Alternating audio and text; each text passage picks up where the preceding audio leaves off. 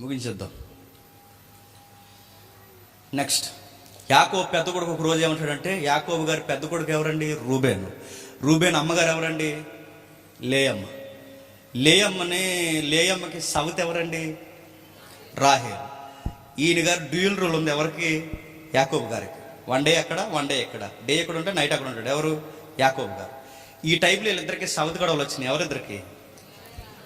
రేకి రాహేలుకి గొడవలు వచ్చినాయి. ఆ టైంలో వీళ్ళ పెద్ద కొడుకు ఏమనంటే, మా అమ్మ ఇంకా పిల్లల్ని కనేయాలి, నాకు తమ్ముళ్ళని కనేయాలి, మా అమ్మ ఇంకా నాకు తమ్ముళ్ళని కానీ మా నాన్న ఎక్కువ మా అమ్మతో ఉండాలని, మా అమ్మ పిల్లల్ని కనాలి అని చెప్పడానికి ఆ పాయింట్ పక్కన పెట్టండి. మా అమ్మ ఇంకా పిల్లల్ని కనాలని చెప్పి ఆ అబ్బాయి తీసుకున్న నిర్ణయం ఏంటి తెలుసా? పుత్ర ద్రాక్ష వృక్ష ఫలం తేడానికి వెళ్తాడు.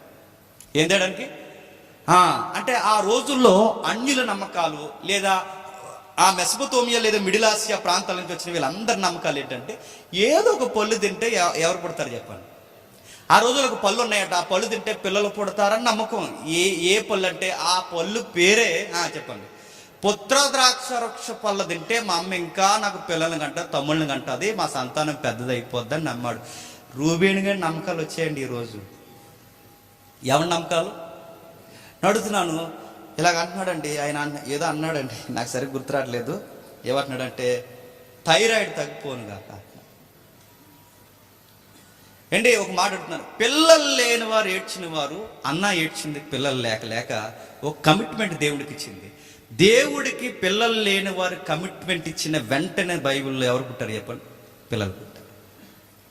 శారాకి అబ్రహాముకి పిల్లలు పుట్టలేదు, మృతతుల్యమైపోయారు. మృతతుల్యమైన వాళ్ళు ఒక మాట కొరకు ఎదురు చూస్తాడు, దేవుడు ఇస్తాడు వాళ్ళని పరీక్షించాడు.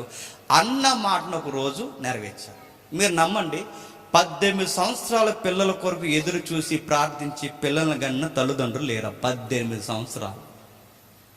30 సంవత్సరాల తర్వాత పిల్లలు కానీ వాళ్ళు లేరా? బైబిల్లో లేరా? 100 ఏళ్ళకి పిల్లలు కానీ వాళ్ళు లేరు.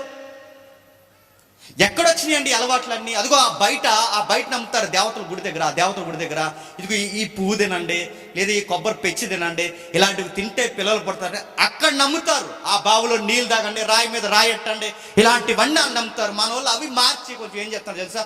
యాపిల్ 7 సార్లు కొడకండి అన్నాడు. ఇంకా దరిద్ర యాపిల్ ఒకసారి కొడితే నల్లగా అయిపోతాడు. దానికి ఉన్న విధానం బట్టి దాని pH వాల్యూ తగ్గిపోద్ది. మీరు చూసారు, యాపిల్ని గాలి తగిలిన pH వాల్యూ పడిపోద్ది. అది ఎప్పుడైతే 7 సార్లు కొరికి మళ్ళీ బ్యాగ్లో పెట్టుకుని ఆ కొరికేసిన పట్టుకెళ్ళి ఎవరు తినిపించాలట? ఇంట్లో మీ యజమాని తినిపించాడు. ఏంటి అప్పటి వరకు ఇదంతా ఎవరి కార్యం అంట? అండ్ మీరు నన్ను ఏమనుకున్నా పర్లేదండి, ఈ లైవ్ చూస్తున్నారు కానీ, ఎవరు నన్ను తిట్టుకున్నా పర్లేదు కానీ, ఇవన్నీ నేను మళ్ళీ చెప్తాను. కల్ట్ ప్రీచింగ్, అబద్ధం, నేరం, మోసం, అంత్య దినముల్లో బలమైన అద్భుత కార్యాల పేరట మోసం జరుగుద్ది అన్నాడు. అది జరుగుతుంది. అది ప్రజలు బలంగా నమ్ముతారన్నారు, నమ్ముతున్నారు ప్రజలు. ఈరోజు మనకి నెక్స్ట్ వీక్ నుంచి ఇక్కడ జరుగుతాయంటే ఈ బిల్డింగ్ సరిపోద్ది అనుకుంటున్నారా? ఇప్పటికిప్పుడు నా బోధ మార్చి ఇదిగో ఇదే అండి మొదలెడితే వాళ్ళకన్నా బాగా మనం బీజిఎం లేసి అనలేమండి. నరాలు తెగిపోయేలాగా అనగలం, అనలేము. ఈ తన్మయత్వంలోకి నడిపించి అది ఇది అని అంటే నేను అడుగుతున్నాను, అది ఇది మాట్లాడితే అదే పరిశుద్ధాత్ముడు ఎక్కడుంటాడంటే బైబిల్ చెప్తుంది, ఎవరైతే ఆయన ఆజ్ఞలు పాటిస్తారో, ఎవరైతే ఆయన చెప్పింది నడిపిస్తారో, ఎవరైతే ఆయన చెప్పిన మాటలు పాటిస్తూ నడుస్తారో వాళ్ళకి లీగల్ అడ్వైజర్గా ఇవ్వబడిన వారే చెప్పండి పరిశుద్ధ